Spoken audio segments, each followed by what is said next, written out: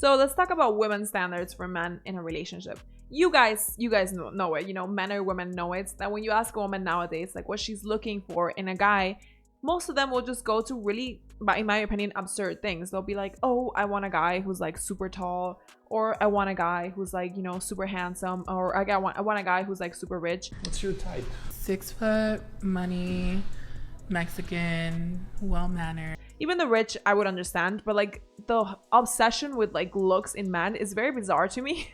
And it's also very like modern 21st century. And let me explain. Men or women, we are different. You know, we cater different things, we bring different things to the table, and therefore we also want different things from the table. And men have always wanted more so the routes of like youth, beauty, fertility, because these are things that would signal to him that, you know, his woman could have a successful chance at having offspring, right? Whereas women, we've always been more so focused in like the provision and like the protection and the capacity to do all these things, because these are the things that we were looking for in a partner. And this is why I'm saying it's all very 21st century, like the whole looking for a pretty man, because it really signals that nowadays women, you know, we tend to have our own jobs, and therefore we feel as if we don't actually need that man to like take care of us and, you know, be there for us. And therefore we're like, I'd rather just have a pretty boy because I don't actually need the finance. And it's funny because in places of the world where more traditional gender roles are still in place and men do have a more breadwinner position, women are still more focused on finding a man that has breadwinner or good father qualities. So it is very like Western, like modern day women situation to be like, oh, I just want like a tall guy and I don't care like this or that. And here's the thing, you're allowed to have your standards. Who am I to tell you what you need to like? But as somebody who has been growing up in this like feminism era and who has been on all sorts of sides here, like I was a hardcore feminist, now I'm like, no, like I don't want to be a feminist, thank you. And I've had friends from all sorts of the angles. I've seen how it works, and I've seen many frustrated women who are literally like into their 30s and 40s, single and not by choice, because they've been prioritizing the wrong things when they're looking for a man. And they also think of themselves as higher, you know, and like the sexual market value than they actually are. And that's a separate video, really. And my intention when I'm saying these things is never to put you down as a woman and be like, oh, like you suck, you're ugly, and you should want the least of the least. Quite the opposite. I want you to actually get the absolute best that you can get for yourself.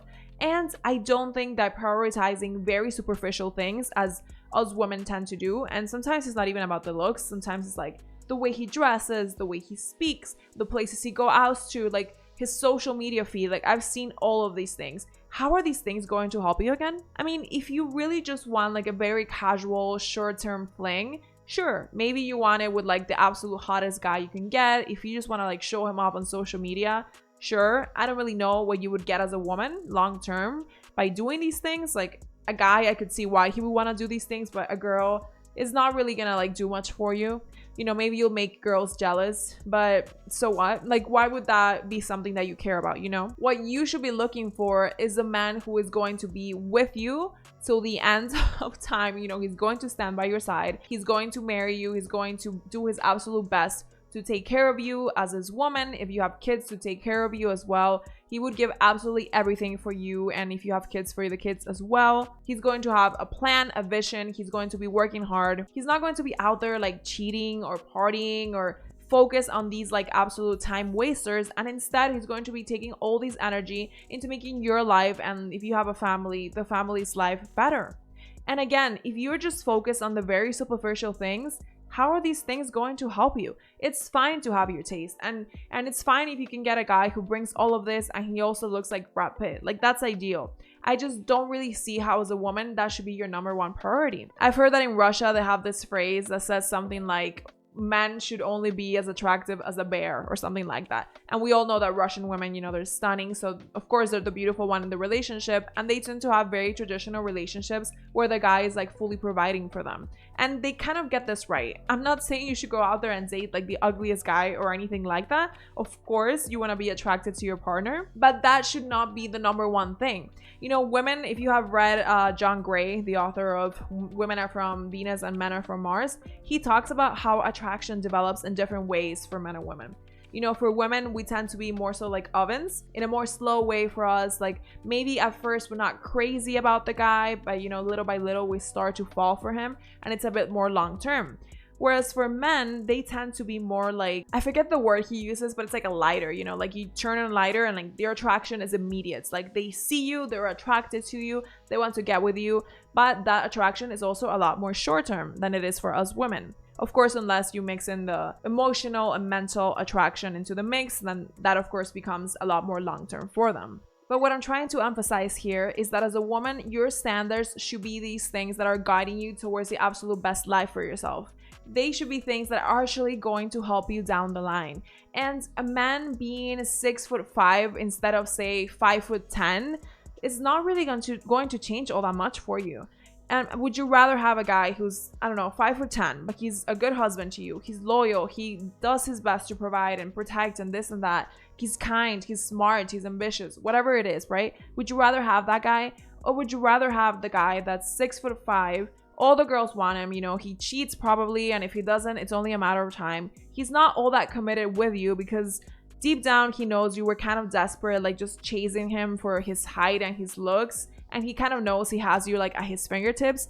I've seen these situations so many times, like girls just prioritizing these crazy attributes with these guys that have so many girls, and they don't actually really value the girls that they're in. They might date them for a little while, but they don't really see them as wifey. It's up to you if you want to be wifey or if you want to be girlfriend. I've also seen so many women that are just beyond obsessed with these very superficial attributes. Like they'll see a picture of a guy and they're like, oh, like, you know what? He's not really what I want, without even getting to know them. And they're like in their 40s and they're still single because nobody's ever good enough for them. Or they're just getting cheated on, or they're just getting in bad relationship after bad relationship because their standards are not where they're supposed to be. And again, my point here is not lower your standards. In fact, it's actually raise your standards as a woman, but raise the important ones. Make sure that the only kind of guys that can get with you are guys that are serious about you, that value themselves, that respect themselves, and that in turn are going to value yourself and respect you as well. But it really seems to me like women have it the other way around. Like they're just prioritizing